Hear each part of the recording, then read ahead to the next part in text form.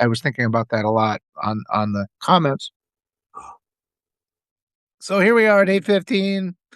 The update on my furnace is the furnace still hasn't been fixed. They were supposed to come yesterday, and then they never came. I mean, it's running, but they took the front plate off of it, so that's not ideal because dust and stuff will get in there. Fortunately, it hasn't been so cold lately. Is everything coming through loud and clear?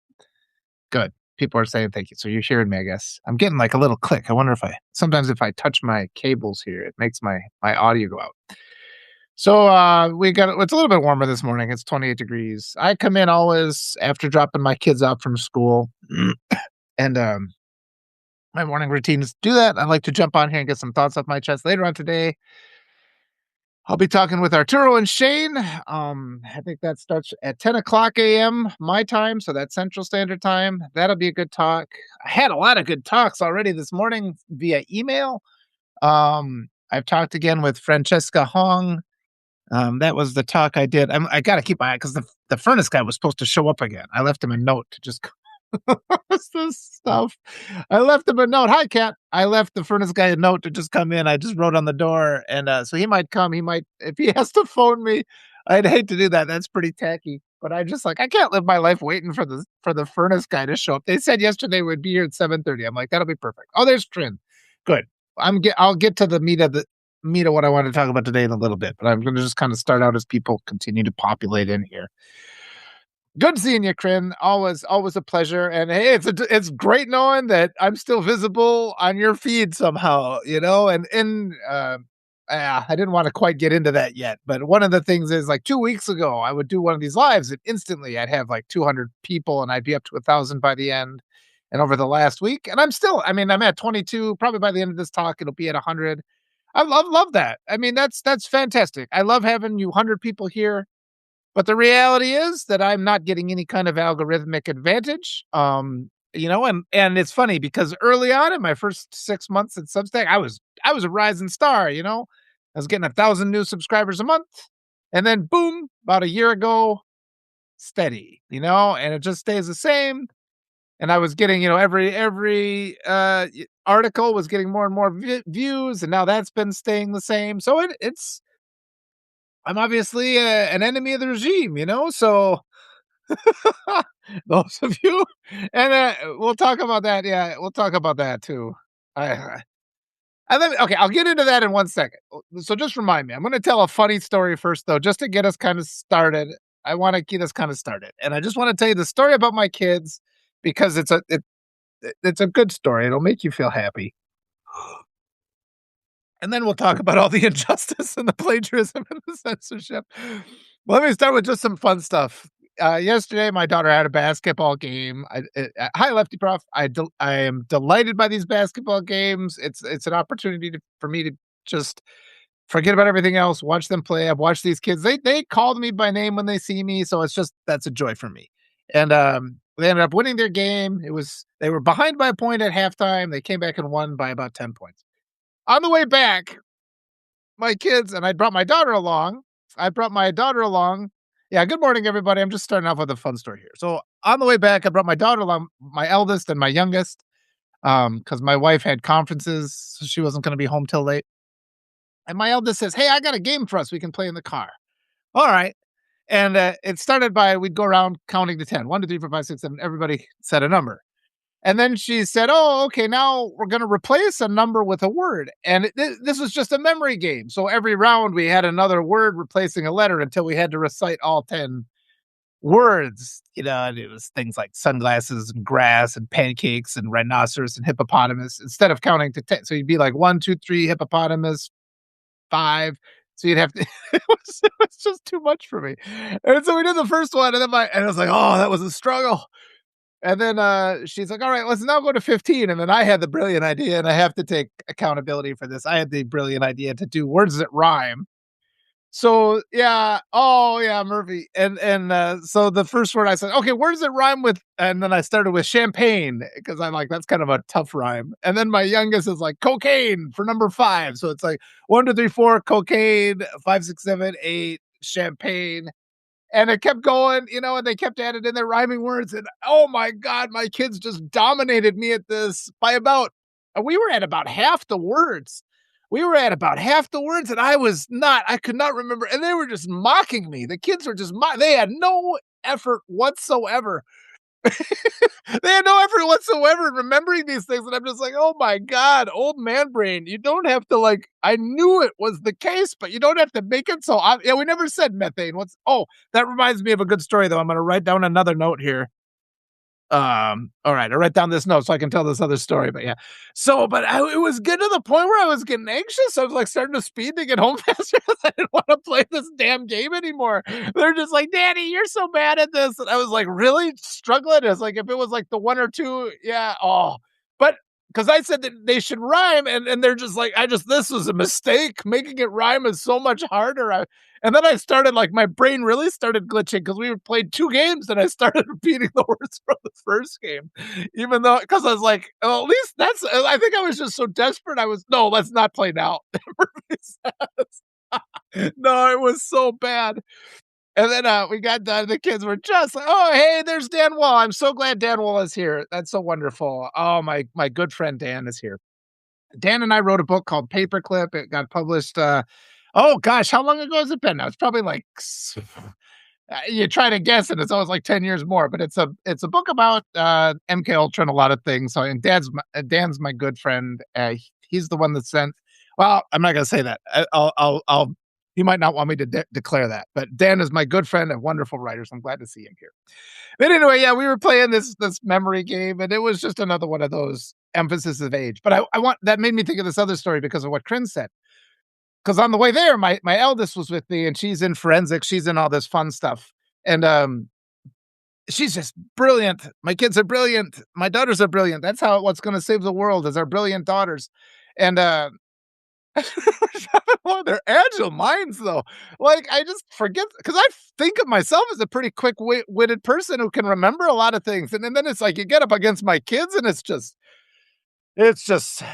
not even close. I can't even compete. It's like a peewee league playing against the NFL team. Like just the power of their minds, these young minds, and I just am so inspired by it. And so my daughter, she's like relating the story to me, and she's just like she said she was online. It's like, somebody posed the question. They're like, "Have you noticed that there's no word in the English language that ends in V?" And so the letter V, and I'm just like, so instantly when she said that, I'm trying to think of one, and I couldn't think of any. But then my daughter's like, "Oh yeah," but right away I put Molotov. I was just like, I was so proud of her that the first word that came to her mind was like Molotov from Molotov cocktail. And then she was telling me how the people in the chat started getting on her case, like Molotov is a Russian word. She's like, "I checked the dictionary." Yeah, oh, good one. Geez, Lefty Pro, you got an agile mind too. You must be 20 years younger than me. But yeah, that's a shiv, Lefty Prof said. So that was pretty quick. But I just thought that when she said Molotov, and I'm just like, oh my gosh, thank goodness. And I was so happy. And then she was talking about and it was like she's had experiences because people that are 15, 16, they know what these internet trolls are like. They know already more than I do. So I don't have to really explain it to them, although I can give some notes because I have had my own experiences with internet trolls. And this guy was just arguing with her, like, "Well, that's a Russian word." She's like, "It's in the it's in the American English dictionary, so it's like, that's in there." And she was like, "No." And then she was mad because somebody put in improv. And she's like, "That doesn't count. That's an abbreviation." I'm just like, holy cow. Because she was so quick going from one to the other. It's like, nope, improvisation is the word. Improv isn't a real word. And it's like, well, this is how words evolve, though. We change things. Yeah. Yeah, she said it's in the English dictionary. So Molotov, as in Molotov. Kryn says it's not. Well, I guess there's online dictionaries where you can go. Oh no, Kryn, you got to watch out. She's you're picking a fight with my daughter now. I don't recommend that. So, oh man, yeah, oh yeah, I know. We got to stop that whole. We have a student loan comment, and it's just like, yeah, we've got to stop the student loans. But yeah, oh, these kids just. Instantly, when somebody says Molotov cocktail, I'm like, this is going to be a good time. This is the place I need to be. Molotov cocktail yeah, that means good stuff's going to happen. So anyway, yeah, I want to pivot now. That was the good fun stuff. I wanted to get it going, but okay, good. Kryn agrees with me. So yeah. See, anyway, I always have to be careful of that. And thank you guys. That was another prime example. These are things I always like to remind people when I see it. It's so easy when we're writing just a couple quick notes in a chat or in a note, anywhere. that it can be so easily misinterpreted. And just we have to always remember, this is a point of emphasis for me. We got to give each other a little bit more grace, because there's so many allies get pushed apart. A lot of it is this malicious stuff. That was a discussion I was having yesterday where somebody jumped in a chat, called one of my followers just something horrible, and then it ended up with a conflict with the person who wrote the original note, who had really nothing to do with that insult. And these are the way the bots work. And I wanted to say another thing. Um, I've been pushing this idea. There was a post about Gavin Newsom on a social media page, and he was just his nonsense about a normal culture or whatever. And I just keep writing my comments like, look, if he wants to appeal to moderate Republicans, he should run as a Republican. He shouldn't run as a Democrat and then only worry about what moderate Republicans want. If you're a Democrat, pay attention to what Democrats want. That's pretty basic. And we all need to be louder about making these kind of comments. So I made this comment, and somebody wrote in on there. It's like, well, you're being super divisive. You're exactly what this is just but the person who commented, his name was Billy Pilgrim.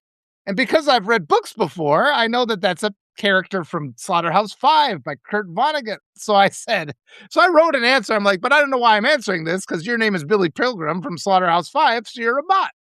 And this is what they do. I mean, the AI is not. I've actually gotten emails from, those emails. It's like, I'm a prince and wherever, and I want to give you $50 million.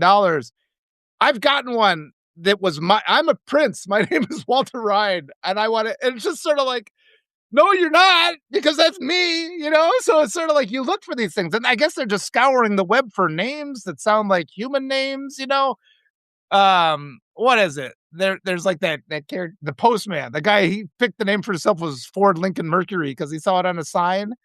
And that's like, yeah, what the AI is not human, so it doesn't know what real names are. And if you've read a couple books, you start noticing these are these names. In the movie Catch Me If You Can, they finally catch on to the it's Leonardo Abagnale, Frank Abagnale, that's the character. But he's going by aliases, and they're all different alter identities for like the Flash. And the only one I remember is Barry Allen, I think is one. That one I don't know as well. But the guy's like, these are all the Flash. It's like, this is a kid. This guy's getting his name from comic books. And yeah, I mean, it's just, and that's the era of censorship I wanted to get to. So I'm going to transition to that because, it ties in. Actually, I'm glad Dan was here because we were talking about MK Ultra. I've been talking with Natasha K about the mind control that goes on in the United States. The cult of a narrative is what we have to deal with. And in the past, it's always been, I mean, there's a lot of talk. People get kicked off of platforms, and that's a big thing. And it's been going on. This isn't new. And there are people with messages. Messages get censored. Messages get oppressed. And that's been going on for my whole life. And there's so many people out there, and it kind of makes me really upset. And that's why I've always done my newsletter as a free newsletter. This goes back to me founding my Substack here. It's free with the option where people can support me, because there's all these like quote unquote successful creators who are charging $10,000 for their class. And what they never disclose is that those creators with these big followings have been given a algorithmic advantage by the platform. It happens almost all the time. It parallels the fact that all of our billionaires get free taxpayer dollars. They get billionaire welfare. We never just talk about that.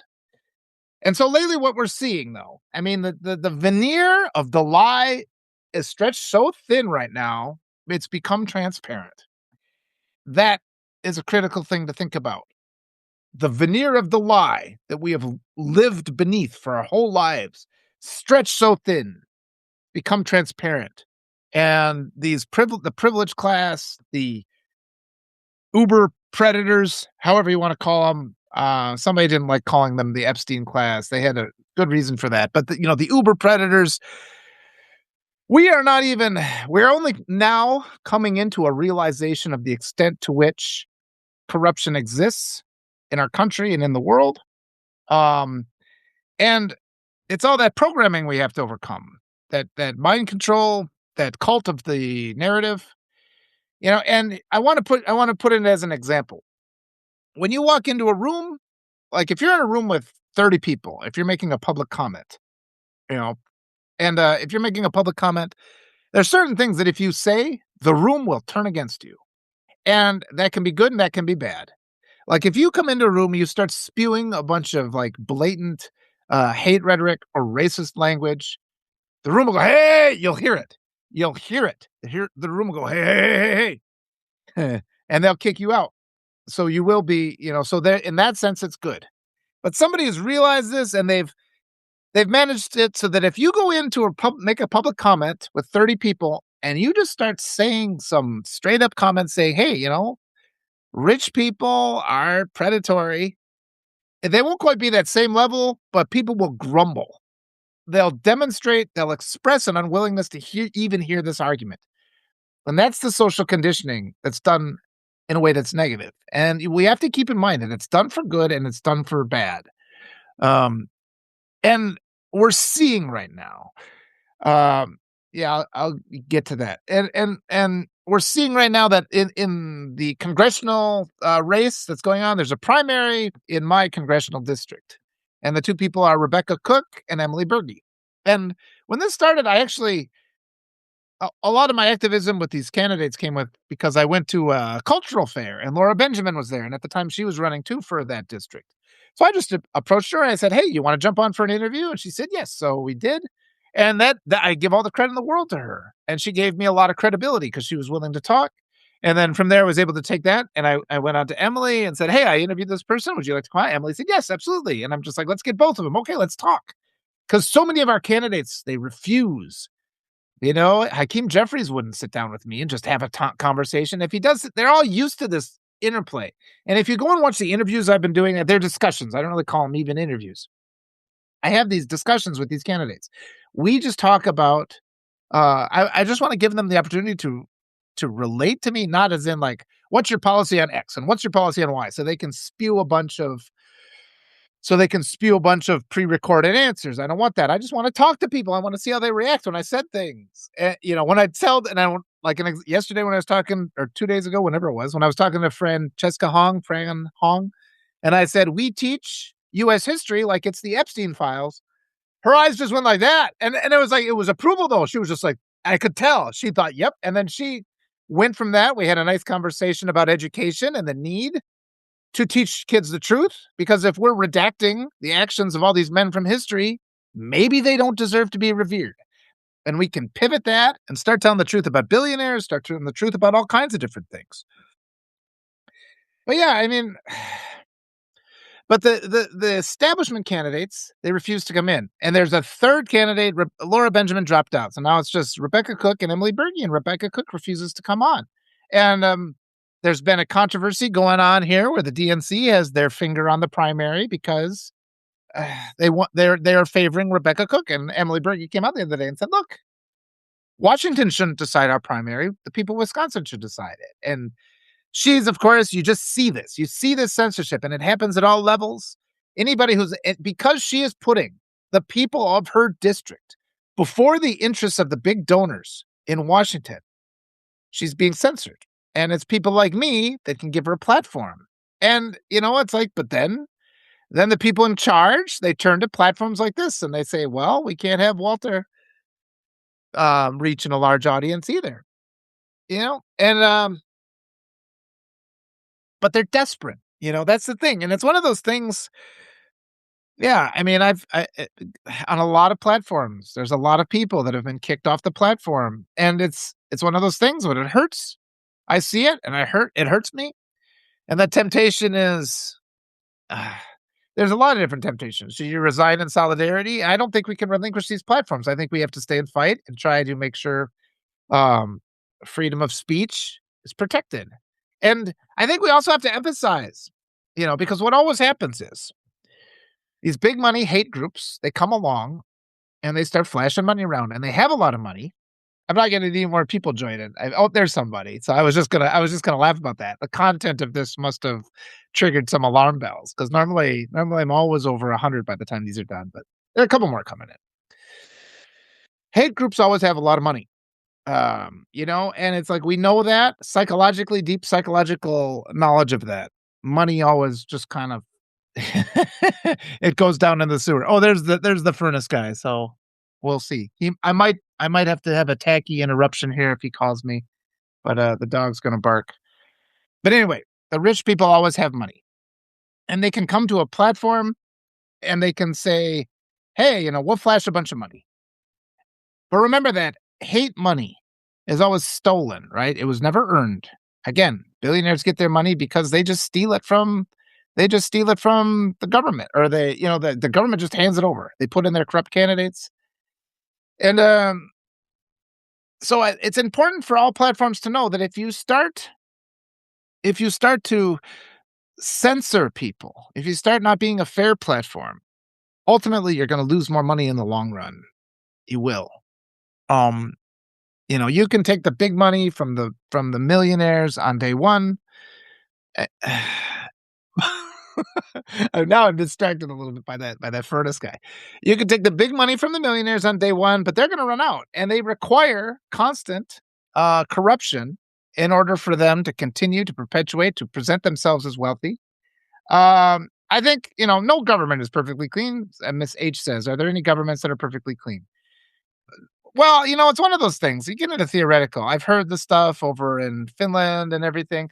The reality is, we got people so against the wall in the United States, they don't even have time to think. The healthcare is so expensive, and just a little tiny bit, and it's like the second these corrupt right wingers, the conservatives get into office, they fund their hate ideology for the next 100 years. This current government, what it's doing is it's funding like the 10,000-year Reich is really what it is. It's mortgaging the entire future of the United States, putting that money into accounts that are going to be designated for hate groups. It's not just, ICE. People were complaining, the people have been complaining about that Social Security is insolvent. I looked it up. I think it has $2.6 trillion in it. But we just made, $170 billion for ICE. That could have just been dumped into Social Security. Yeah, and I think we need to. I think we need to accept it is theoretically possible to have a perfectly clean government, because a lot of times people will sit there and say, "Well, government. It's the nature of government to be corrupt," and that's not something we have to accept. We don't have to accept that, and we have to be mindful too of just the level of censorship that exists. There's that merger going through where a fan of this regime is just buying up the whole media. But the reality is, it's like what they're trying to do is futile. It is futile. Let me read what Lefty Prof said. National healthcare would allow us to make Social Security. Yes, I just wrote that today. I'm like, yeah, the savings of national healthcare would support and fund. It's okay. It's all right. Suko, it's good. My dog's freaking out because the person is here. Um, we are hopeful then this way. Yeah. And so that would work. And just getting people talking about it is a thing. But there's so many stages to this. Because like I was saying before, we have that cult of the narrative where people just assume, hi, Christian. It must be Christian. People assume that because these things are a certain way, or things that this is what the massive people believe, because they've been brainwashed. Like so many Americans have already been brainwashed. And good morning, Courtney. And that's what we have to fight against. And so you're going to come against these moments where people are going to give you reaction that's the same reaction that they would have given, not at the same level, but they'll give you that same reaction. Good. I think he found his way to the basement. They'll give you that response that looks the same on the surface as what they do when you are saying something that's totally out of bounds. But that's because they've been indoctrinated to believe that demanding things like a government that works and universal health care and all these things is somehow out of bounds. And we have to fight back against that indoctrination. That's our big task right now. And so what we're seeing is censorship against people who, are just talking about general strikes and the power that we have. And we're seeing what the level is, where these oligarchs that own our means of communication are saying, nope, you can't talk anymore because and what that tells us is they know where they're vulnerable, and they know the people that are doing good work to establish a society that would actually provide universal health care, universal education, and actually give us an ability to live. All right, let me read through some of these comments here. Hope isn't the solution. It's about being pragmatic and taking sound action at the local and state level. Yes, but that requires also that your actions will be fruitful. Hope is we need it. You need to have your hope. I feel better when I'm hopeful. I'm more effective when I'm hopeful. You're right. Not a solution. It is a The raw material of progress. Let's put it that way. That's a good hope is the raw material of progress. Lefty Prof says, "Love that hound dog. Bark!" Aw, come on, come here. He's coming. He is a good boy. He takes good care of me. He protects me, and that helps me sleep at night because I know if somebody tries to get into my house in the middle of the night, he's down here. No, can you get on? Come here, come here. Can you put your head here? I guess my camera's. I'm not gonna move my camera because it'll fall down. He takes good care of me. Everybody should have a big old loving dog. All right. Good morning. I see your dog bell. Yep, he's going. He was barking away. Community, yes, community is where it starts, and community is formed with hope. I think that was a good. I forgot my line that I just came up with, but it was a good line. Zuko, yes, he came with that name from the shelter, and we were gonna actually name him Pisco, and it was just like, well, he's already goes by Zuko, so we'll go with Zuko. Is independent media safe? It's not. It's not. And I think that's Tamar asked this. Is independent media safe? It is not. It is never safe. There's nothing is ever safe. No freedom is ever safe. Nothing. And I think this is a big problem, complacency. We have this assumption somebody else is going to take care of things. These things are protected by the Constitution. They're not nothing's safe unless we demand it. And we've all been brainwashed into this kind of passive state where we just allow them to take and take and take. Somebody talk about like prices at like theme parks. That's at the maximum level, that people can just bleed out of them. And they can, I mean, they don't need to make that much from it. They could offer it so people could enjoy those services.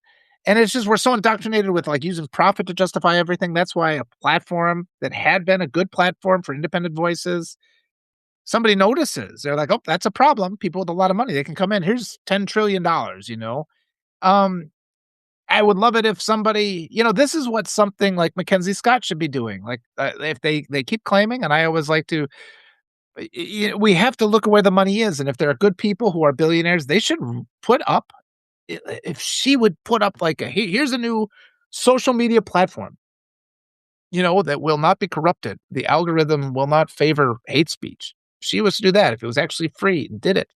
Knowing, but that's the thing. We need a billionaire to fund a web page where people like me talk about taking money back from billionaires. That's a hard ask.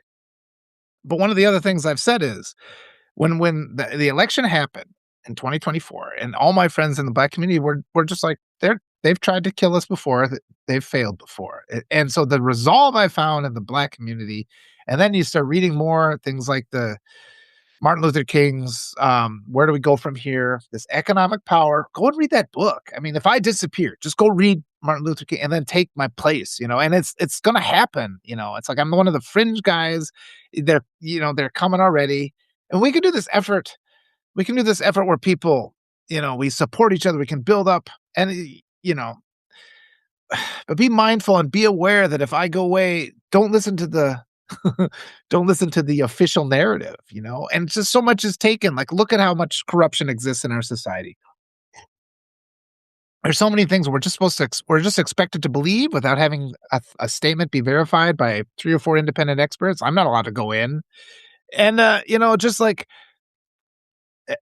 2 years ago, like the idea of a rigged election, you'd laugh, but it's like you look at the real history, like the un-Epstein redacted history of the United States, and you see white supremacists steal election after election after election. They do. They have all these strategies and tactics involved. I interviewed Greg Plast. He went through a lot of the strategies. It's not as much stuff like hacking the voter machines. It's just like purging the voting rolls, saying ballots have been spoiled. There's all kinds of things that they do that are just to rig the elections, gerrymandering. It's just the list goes on. And so just when people come at you with that brainwashed response, where they're like, "Hey, now we can't discredit our elections." That's something we have to overcome because they've been indoctrinated to think that. And we said, look, we can have a conversation about how we do need election integrity. But yeah, I'm kind of getting all over the place. I'm getting really nebulous because there's so many things at work here. And writing in that era of censorship, it's just something through my whole life, this has been the case. Because it's just sort of like you turn around, and we all know what this is like because we've all been in school situations or whatever. And they're like, something is presented to you as a contest. And it's like, oh, great. Finally a way for me to make a name for myself. And then the same jerk always wins. Oh, and then so-and-so always the one so it's like contest after contest after contest. And you're like, this ain't right. And I wrote a note the other day how every other time I've been passed over, it's like not good enough for a book deal, not good enough for the scholarship, not good. And then you look back and it's like all the people that got those were given the right to privilege and power turned out to be in the Epstein files.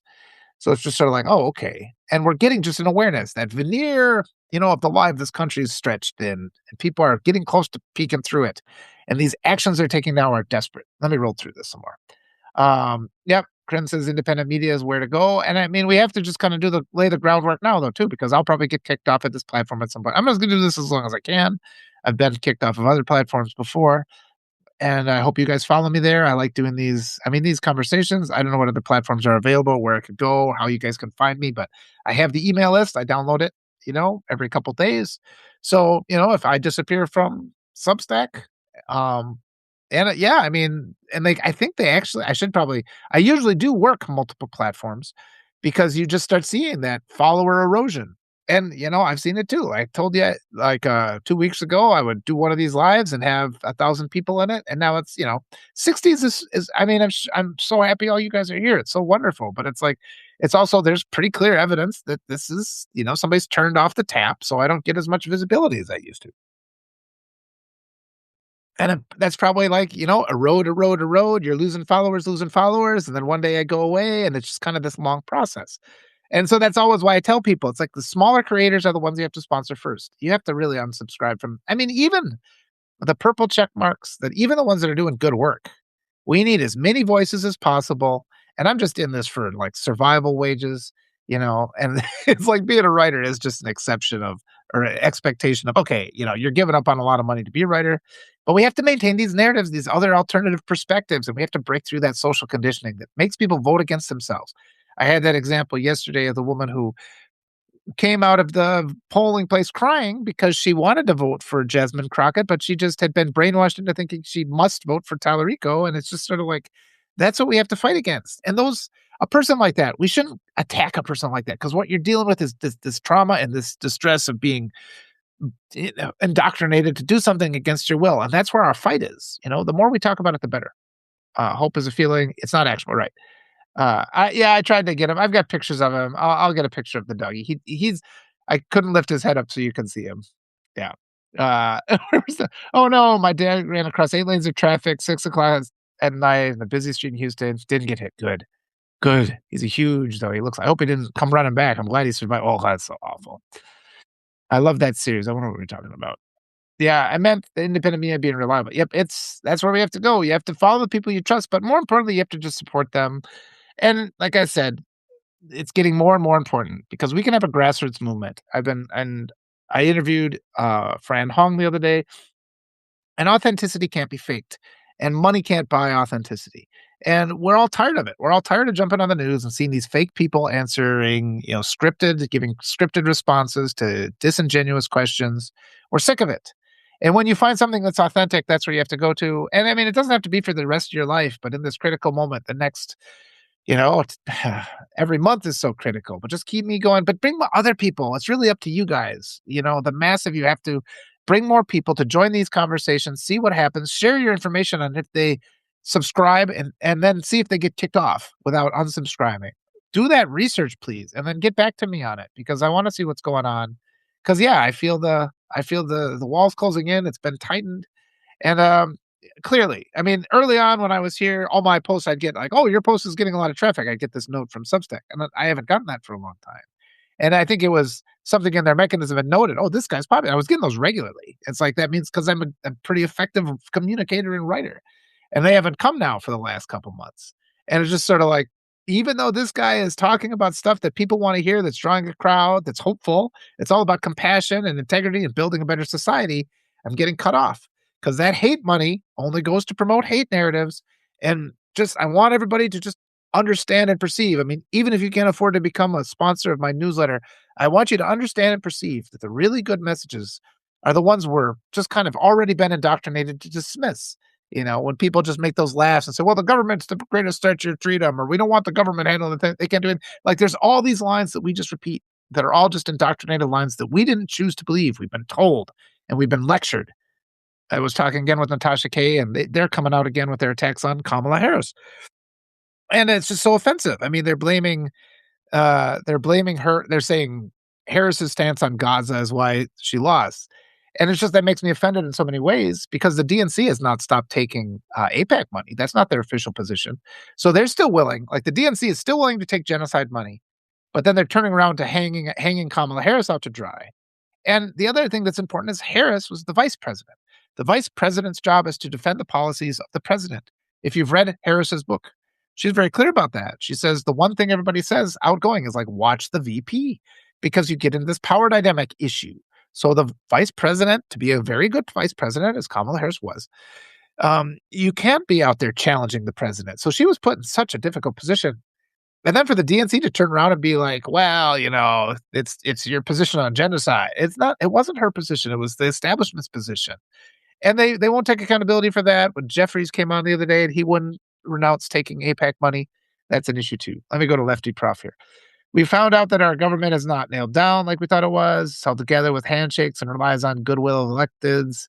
We need to legislate reforms that does not rely on the integrity of our and that's the thing what's going on with Emily Berge, because the DNC is influencing the primary here in my district. And I think that's offensive because we have a candidate that is listening to the people and we have a candidate that's listening to DC. And the people should be able and the Democrats are dumping a bunch of money into the candidate. All they worry about is fundraising. All they worry about is making more money. It's okay. Hey, Suko, come here. Come here. Hey, come here. Come. It's fine. Stop being a psycho. You're doing good work. Come here. Hey. Obedient dog. Sorry about that. All right. Oh, good. Courtney's challenging something here. Let me read this. I challenge that. I'm not convinced the centralized version of social media works. Yeah, so there's really big issues with social media. I don't know what you were challenging, but I agree with you 100% on that. I was talking to a person who's a programmer and he was just talking about having a positive based algorithm that promotes positive language instead of negative language. Yeah, get back to me more on that, Courtney, if I didn't quite understand your challenge there. I'm sure you had a wonderful point. Terrifying. How much democracy, and this is Courtney again, how much democracy is held together by goodwill. And yeah, and that's just offensive. It's offensive. We've been sitting here. There was a paper written 20 years ago about that, where they're just like, we can't believe how people just are assuming everything's going to go okay. And that's lack of the scientific process. It's lack of respect for education in the United States. That's why they wrote it. They act as if it's the authority-based focus rather than scientific or proof-based focus. The authority base is just because he is the authority, he must be saying the truth. And then they get mad when you ask follow-up questions. They say, well, we're transparent. It's like, okay, will you show me this? No. Well, then you're not transparent. But then they get mad at you because they take that what do you call it? That like the mandate of authority. Because I have authority, you cannot question me. And that's BS. Then in the scientific community, we have to go back to that more respect for the scientific approach, which is scientists are asking to be disproven. This is what I think. If you see a reason why I'm not right, please tell me. Please tell me. And I try to model that here. And we don't have that in so much of our society. I was reading Carl Sagan's The Demon Haunted World the other day, and he had a chilling introductory paragraph. I should read it again, but he's like, I'm afraid of a world where the scientific method, critical thinking, has been so eroded that the population, it reverts back to the era of the witch hunt. And he was using that as an example, like in Europe, not just in the United States, but in Europe, when they were burning people, and then the Catholic Church would seize all their assets, and that's how they got rich, by burning women alive and stealing their money. Is how that's one of the ways. The other way is slavery is another way, and then donations at some point. How many of those donations were coerced too? And we see with what's going on with the immigration that is very much a witch hunt. And we also have to mention that this government is guilty of genocide against Christians because of all the people coming up from South America. Roman Catholic. South America is highly Roman Catholic. That's something I found when I went down there, and that's never in the news. And I guess when people start saying things like that, you start seeing their follower count get watered down. All right, let me go through this again. There's no penalties for electeds breaking the law. There's no teeth in it. Yep. And, some countries do have this idea of arresting politicians, and the United States just kind of keeps finding it. If you disappear, there's a couple of people I'll talk to if I disappear. I've got that set up. It's not like I haven't thought about it. I'm taking some precautions. We'll see.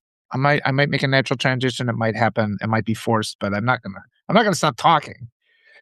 Kat said, I've been looking forward to you being on the morning.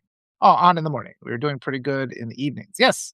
Yeah, we gotta do a couple more of those. Usually, I've been having my family time in the evening, but I need to get on and chat with Kat again, and it's nice. You get a different audience, and, I do like getting on in the morning and having these conversations. Krim says, "It's suppressing Democratic and also leftist voices like mine." Yes, and that's again, with when the DNC puts their finger on the primary and they want Washington to determine who the candidate is rather than that's why we get so many awful candidates, and they're looking for these they justify it with fundraising, but it's like, you know what? Justify it with good policies, justify it with merit. And so I really I'm organizing to talk to Emily Berge again. I've been doing a lot of good work with this. Um, I've got Fran Hong. I scheduled her. I got her to meet with the Daily Whatever, so she'll be on with Dana and Lawrence. She's wonderful. Fran Hong, I could see like just catapulting like Mom Donnie status. Because when you get these authentic people, if they get just a sliver of visibility, it's like a jerk that tells you lies. They get 99% of the media coverage. If you get a decent person who gets like just 1 minute, like 1% of media coverage, poof, everybody sees them, they fall, it explodes, it's out of control. And that's what I keep saying. The veneer of the narrative has been stretched so thin, it's transparent. And all you have to do is keep pushing. So don't give up. Don't give up, people.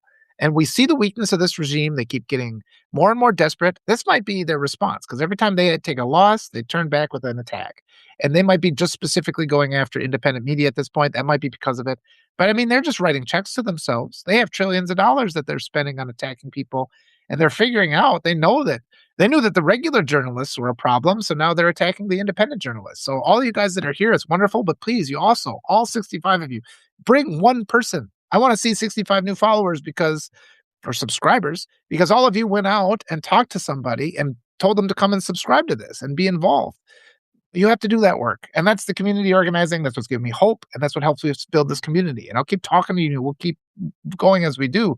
But we have to be realistic. We have to overcome the social conditioning and the social programming that keeps people indoctrinated so they do things like vote against themselves. Let's see what Courtney says. We also need to keep in mind that Substack servers are big time overwhelmed. They're still technically a startup. Tech ninjas I know are doubtful about deliberate content suppressions. Yeah, but I'm see now that ties into that concept of never assume malice when ignorance will suffice.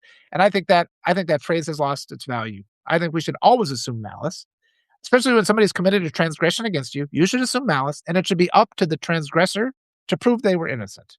So they should come out and say that. And just this idea, and people will get mad at you to the point where people will deliberately oppress you and then be angry at you because you assumed malice because they heard that quote. So you're right, though, Courtney. I mean, we should always, because the worry sets in. And I was talking about that yesterday when I was overwhelmed with my furnace, and then like my brakes started making noise, and it was just like too many things at once, and it's just like you're assuming the worst. So I just took a couple deep breaths, and then the next time I drove my car, it's like the brakes weren't making noises. So I'm just like, a lot of this is in my mind. So that's a really valid comment, Courtney.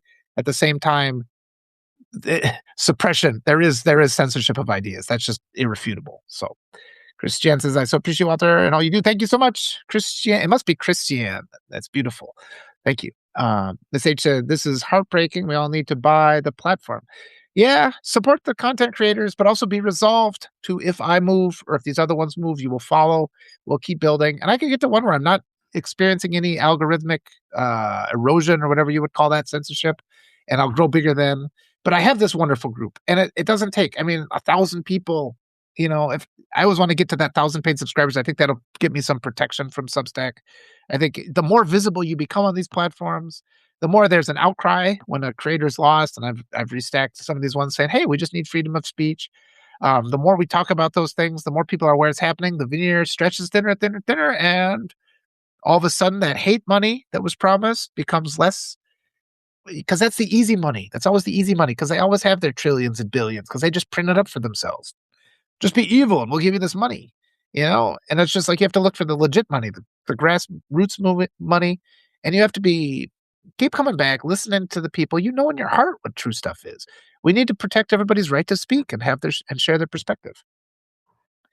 Yeah, Krin says, but there's Nazis everywhere. And I wrote an article about that too, how we can't abandon platforms because hate groups show up, because then we just surrender those platforms to the hate groups. We have to be there to fight. We have to establish ourselves. So, and putting pressure in a lot of different ways is important.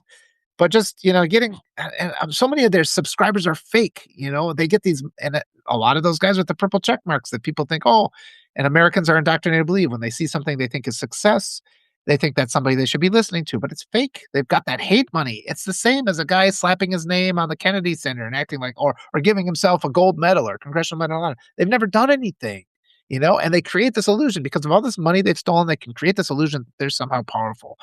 On the neighborhood level, it's that family that's got the mansion and it's got 3 cars, but it's mortgaged up to the eyeballs, and they don't have a second to themselves. So it's just all this false veneer, we have to pierce it. All those things are lies, and we have to start recognizing those things are lies. And there's all these assumptions that keep coming up when people are like, "Well, billionaires got their money because a corrupt government handed them their money. That's how billionaires get their money. So don't make any justifications for them." It's always the case. All right, SH. There are no other platforms anymore that these far-right oligarchs yeah, they're buying them all up. New ones come up all the time, though. There's another guy who's talking there's a lot of programmers out there. There's a lot of clever people. There's a programmer who's a founding, subscriber to this, and I've had a talk with him. I'll have a talk to it's the Together Foundation, and he's working on these things. There's smart people out there who are sick of this as much as we are. It's just a matter of keeping them where they have their community, where they're willing to build up.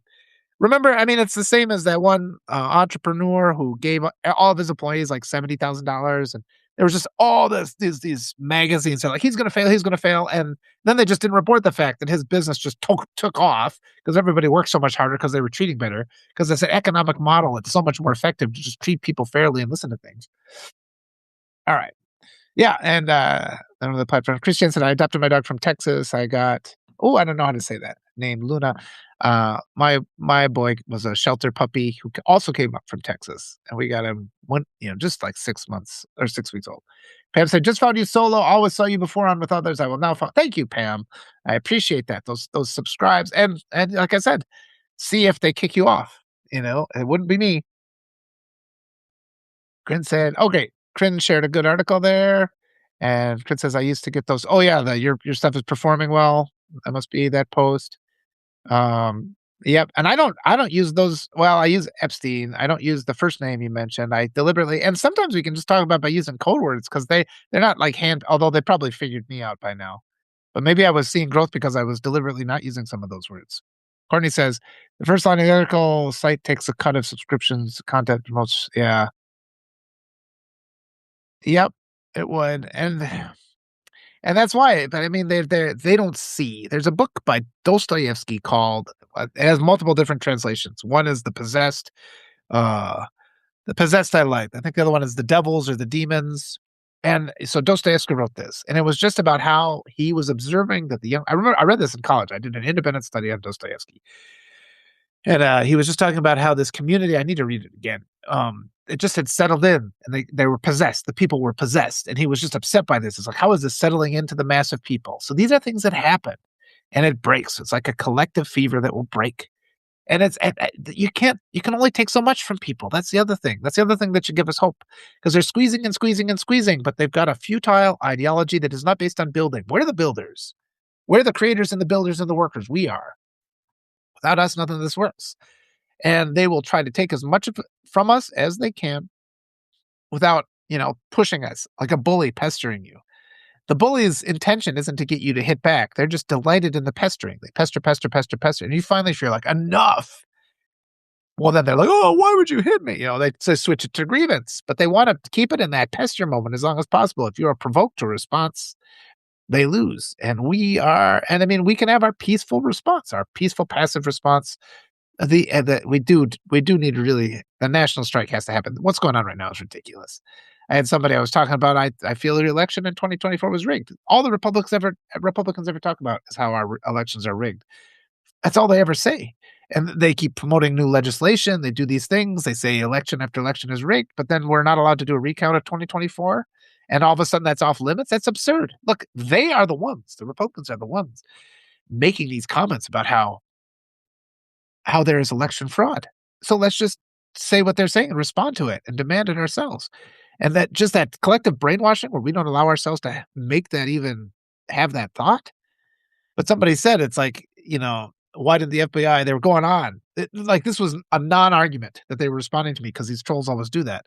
They were saying, "Well, if they had evidence of fraud, why didn't they do something?" I'm like, "They had evidence of the Epstein files for 30 years. So don't sit there and tell me that the FBI is some, you know, symbol of integrity, 'cause that's another example of them having solid, actionable evidence and doing nothing." So, yeah, it's totally reasonable to assume that they did nothing even with evidence of fraud in 2024. I can certainly not take the glass in front of me. Yeah. I hope somebody gets that. Yeah, yeah, yeah. He folded like a lawn chair. Um, Ignore me, good dog. I'm glad everybody's yeah. Okay, I'm like again. I'm 15 minutes back. Yeah. I'm trying to get Emily Berge to just hop in on these in the morning. She's got my number, but maybe next week we'll start doing that. I told her it's like if you're out on campaigning and you just want to say something about how good a speech just went, just jump on, and I'll be happy to talk to you. We got to get as much visibility for the candidates and actually representatives as possible. It's all of our responsibility. All right, Courtney says yes. I have many thoughts and opinions on decentralizing social media. Yes, absolutely. I would love to talk to you about that, Courtney.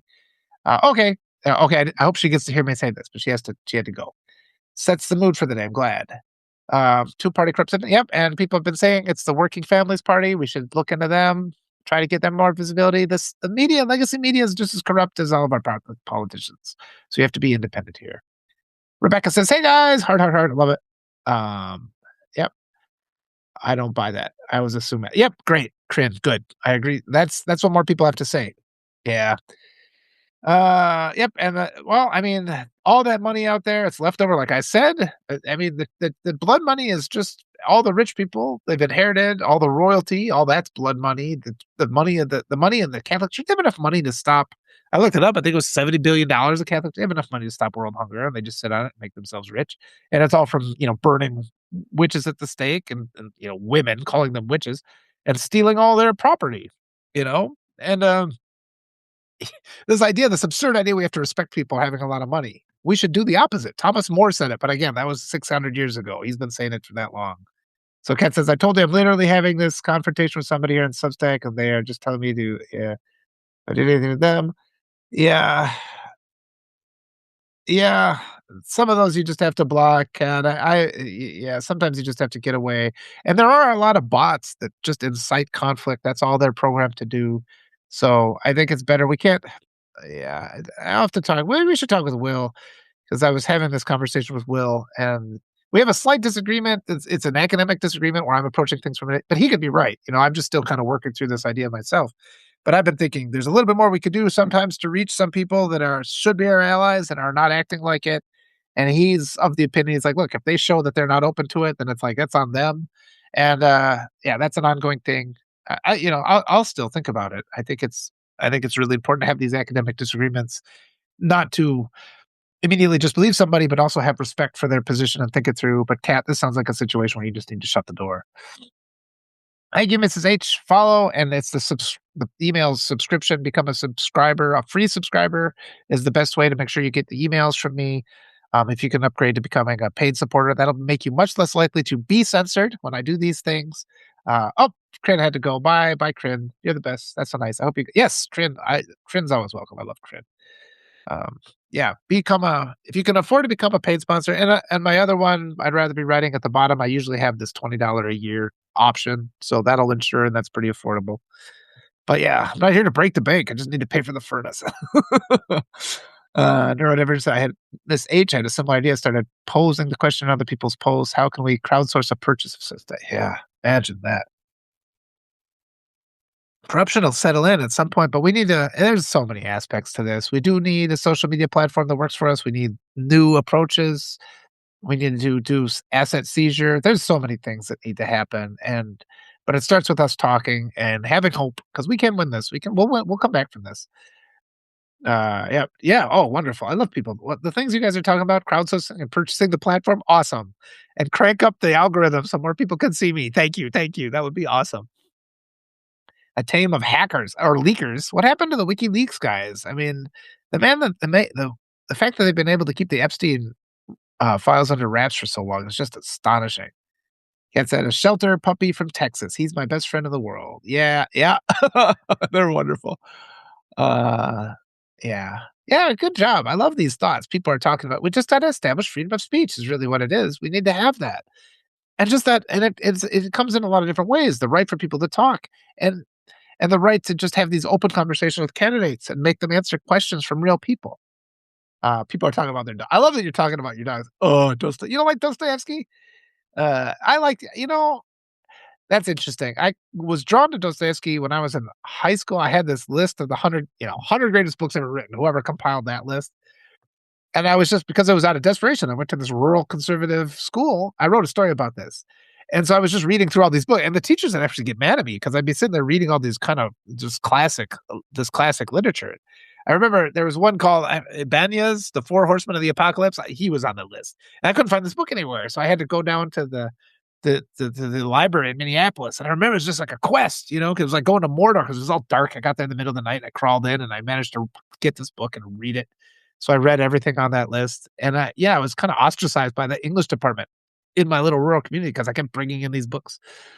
Yeah, I went through them all though in that year because I'm just like, I wanted to be, this was the only way I could think to prepare myself for college because I knew I wasn't being prepared by the school. So that's a little side story. I'm gonna have to share that one again. Some of the stuff I did is just all right. Kat says, "Oh, the idiot is the only." Yeah, that's it. I like that book. It's sort of like a dry run of the brothers Karamazov. The idiot is. Yeah, I read it in high school. Yeah, it's not easy. All the names, and then they keep changing. Everybody's got a hard name to get anyway, and then they're like calling them, Isha or Illy or whatever, and they just. I love it. Yeah, they leave no detail unsaid. That's true. That's true. It's sort of like watching sometimes people make these edited versions of old movies and they cut them down to like 30 minutes so you can kinda get the gist of it. I think there's a value to that. When I was teaching Shakespeare, I was just teaching the soliloquies. I mean, I was teaching non-native speakers. I'm like, "This is all you really need to know." You don't have to sit and read the whole awful play because most of it isn't all that great. It's just stage direction. Sacrilege, I just said. Yep, audits should be standard I believe that too. We should make that a thing, and just talking about it is fair. Yeah, good, she got it. Princess Bride reference. Oh, good. I'm glad that was like a little thing for me, a little treat for me to see who got it. Piecemealing isn't gonna beat this moment. Yeah, but we have to organize our national strike. We have to have communication. Everybody's helping, and I think we have to be really careful about all the activism people are doing. We have to support them, and we can't make people think that what they're doing isn't enough. Some people just they don't have, and sometimes all you see is people get angry because they're like, "You're not doing enough." And it's like like people are hospitalized or they're sick or they got health problems or they can't go out because they're targeted.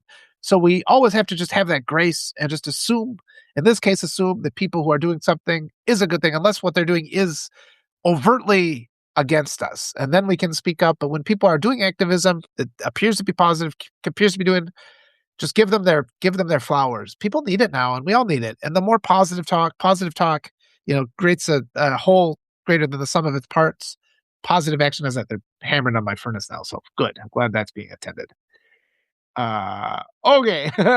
Amherst is not gonna comment while that's awesome. I love that you just grab it. And yeah, people have these cars where you can connect your phone to the car radio, and I've been doing that a lot. When I'm out skiing, I'll just hit it. I'll put it on Substack, and then the conversations just come through naturally. The people I follow. If you're out for a walk, if you want to get away from things but still kind of be informed, get away from your screen. That helps you, and you can be informed. But if you're sitting there reading things on a screen, you start getting depressed. And so get out in nature, listen to these things, get some nice headphones like these, listen, ruminate on these things, do as much as you can. Everything you do helps. Lefty Prop says, oh wait, Rebecca says, are bots actual people or robots? This is Rebecca. Confusing to the non-tech person I am. I still write on. I think they are not people. A lot of them are not people, especially the ones that are just taking names from like Slaughterhouse-Five and pretending. Somebody tried to say he was Voltaire. Like, I don't think you're Voltaire. Yeah. All right, like I said, I made my son watch it as part of his movie education, and so he would understand references like that. You should, when I shouted them out, people like that's William Goldman. The book is really good. The book is great. Watch things like Butch Cassidy and the Sundance Kid. He's an excellent screenplay writer. He also did. I'm trying to remember. I think he did a draft of All the President's Men, but I think they kicked him off. I'm not here to break the bank, I just need a furnace. It should be the well, actually, yeah, that's good, and that's what Fran Hung was saying too, because she's a state representative, they don't get paid shit, and that's like our government is like that. Some of those entry-level government positions aren't enough to survive on, so it only attracts the millionaires already, and that's part of our problem, that's by design, you know? I mean, sh I don't know what she's making, 20 grand a year being a state representative, she's got extra jobs, and now she's running for governor, and she's been saying, she's like, "Hey," she has to choose between should she pay for her heat, you know, or what can she pay for, so, Sandra, that was me, I love Neuro. I do too.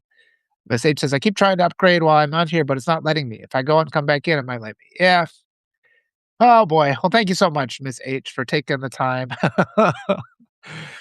Yeah. Amber says, "Was just thinking what a shame it is that younger generation are familiar with it. Glad you forced it on him. Proper yeah, and I read that's what I read to my kids, and, it's a great book. It's a great one to read. The book has much more development. We're talking about The Princess Bride again.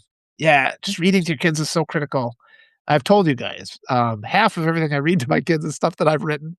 So just imagine what my kids is I can't imagine what their life has been like because, you know, 3 days a week, I bring in stories from a book that's written only for them, and it's a lot of it has been just my processing all the stuff that's going on, try to, uh, give them armor against all these lies and things they're gonna get, and so there's this whole series of books. I just this is my dream really is to I got like these 8 it's this thing of manuscripts like this tall, and I need to make them print up. So I guess what might happen is when I get kicked off of this platform and I'm just like, "Okay, I got nothing else to do," that's when I'll spend my time doing finishing off these books. They just need it. They're all first drafts, but they're in pretty good shape.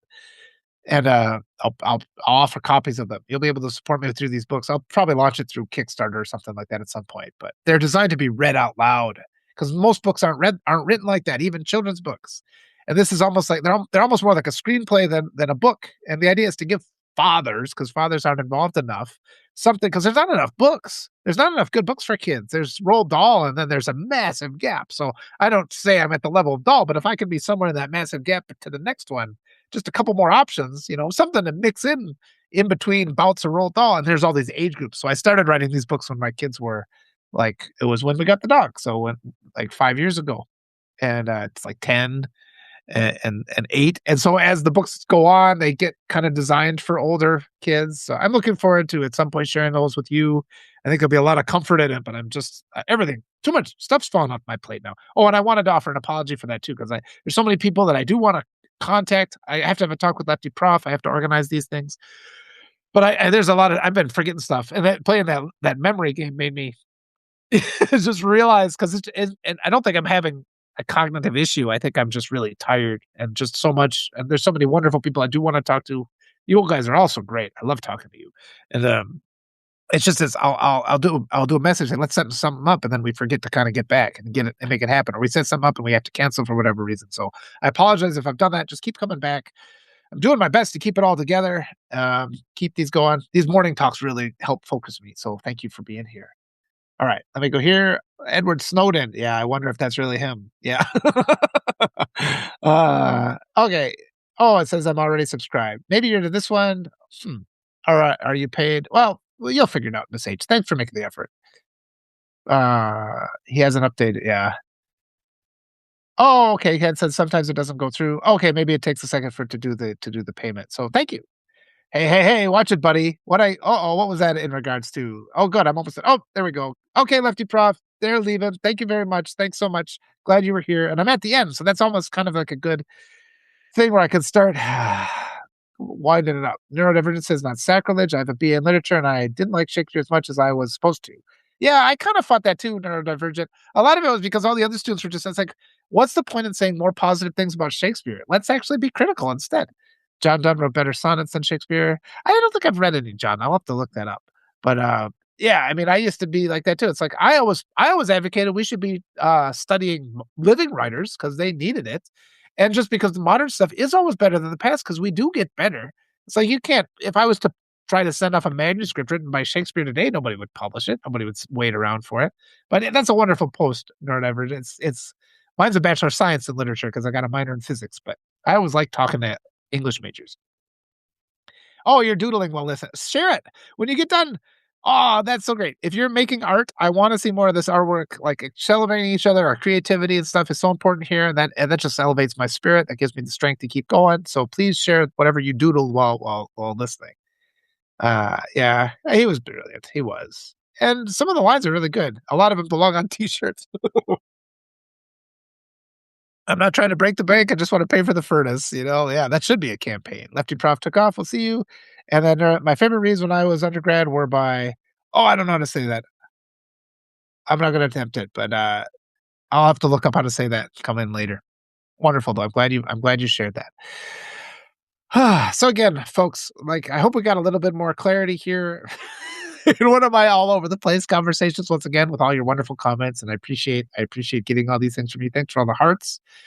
But yeah, I mean, just be aware. We're seeing that erosion of platforms. It's always going to be the case. They're going to try to silence certain voices and elevate the hate voices. That's just the way the world is. We don't have to accept that the world has to be like that forever. We can change it. We can make it better. So just be deliberate, and go ahead and if you see those uh, if you see those creators or already have these massive followings, you just don't follow, don't financially support them. Spread it around to the smaller ones. People like me, people like Arturo. I'm gonna be on with him in a little while. People like Shane, Arturo Dominguez, Shane Urek, Allison Wills, wonderful, wonderful creators. Nick Paro, all these wonderful people, and we're gonna continue to rise together. We have to have grace with each other. We have to make sure that these little because we're all programmed. We've all been indoctrinated to get into fights with each other, and I try to moderate that as much as possible. I do lose my patience sometimes too, just like anybody. Sometimes I'm ineffective. Sometimes I get things wrong. So please keep coming back. I hope to be open to listen to what you have to say, your criticism, and sometimes also just understand that if you come with a constructive criticism, if I don't absorb it right away, sometimes it takes me a week or two to process these things because sometimes that indoctrinated stuff doesn't just shake out. You can't just say that's wrong and then people move on. It's like teaching a physics class. I can't, on the first day of a physics class, teach people like force diagrams and all that stuff and have them just accept it. You have to see it in practice for weeks. Learning is this longer process, and I think maybe it's just this go go go mentality that's part of the division. We have to just stop and slow down and just understand that this development, this mutual participation, mutual support, it takes time. And so keep coming back, keep talking to me.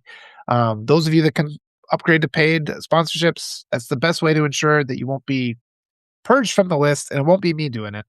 Um, it helps protect me to some extent because the bigger I get, the harder it gets to target me, but then also do what you can to lift up all those other voices. Yeah, in a half hour, I'll be going live with Shane and Arturo. So I'll be looking forward to seeing some more of you then. If you didn't get enough already, that's usually ends up being like a 2-hour talk. I don't know if we got our special guests or not, but we usually try to do that. Yeah, I'll probably take the weekend off and maybe I'll jump on in the morning. I do just like having these talks, these spontaneous kind of all over the place talks. I appreciate having you guys be here so much, and it's a big difference. And if all of you could just get a few more people to come on, share it to your lists, um, advocate to other groups. I was talking to the folks at the Minocqua Brewing Company. If any of you know them, because they've been in this endless series of fights against conservatives, I want to work with them. There's other groups I want to work with. And this is our community building. We can do it. So Rebecca says, thank you. Thank you, Rebecca. Babbitt says, I think the first time I saw you was with Ellie. Yep. Ellie is wonderful. And I have to narrate. I haven't done one of her chapters. Uh, I have to do one of her. I've been doing the voiceovers for her, and I do a little bit better. I'm not like so. What's the word? Manic. When I do her chapters, I try to slow down and be more deliberate in my voiceovers. But that's a fun way where you can download me reading Ellie's book, and Ellie's book is a great book. So Rebecca's going. Bye bye, bye Rebecca. Yeah, and so thanks, Miranda. I appreciate that lovely comment. We're gonna leave it now. I gotta go. I gotta rest a little bit. Drink some tea with honey before I do my next talk. Thank you all for being here. Yeah, please become a free subscriber if you can, and if you are financially able, upgrade to sponsorship. But that's not necessary. All my content is free. And we're going to continue to bring on next week. I'm talking to Emily Berge again for sure. A couple other things are going to happen. More people, let me give a platform to progressives. I'm here for you. I'm your resource. So thank you. Thanks for being here. Love you all. We'll rise together, and I'll see you a little bit later on.